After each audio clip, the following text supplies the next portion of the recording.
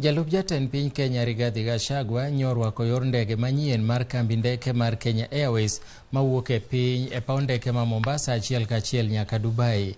Rigathi ojiwo kambino mondo dhi nyime gi kelo paro mamoko manyien madhi kelo dongruok maket kod mano, ka bende osingo ni tend piny owacho biro sirogi kata bed ni giyudo achiedhnade mathoth.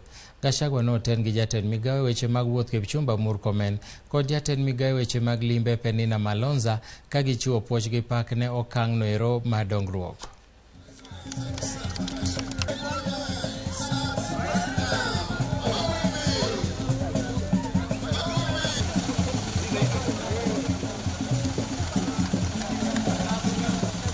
The route expansion from Mombasa to Dubai today is a major step towards making Kenya Airways the airlines of choice in Africa and beyond, and paves the way for more direct city pairing within Africa and other tourist source markets.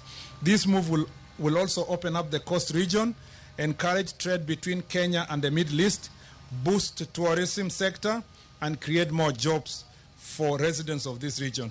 We assure Kenya Airways team of our ministry support even as they explore other destinations and work to increase the number of direct flights to many other major cities and nations of the world. The launch of this flight marks yet another initiative of sustaining millions of jobs in the tourism sector and the coast region. By connecting the Kenyan coast to Middle East, the travel time is effectively reduced, thereby making Kenya one of the most attractive destinations for the Middle East. Ladies and gentlemen, Kenya Airways has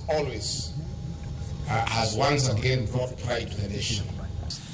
We must be strategic in offering the best and most attractive packages to beat our competitors if this route is to break even.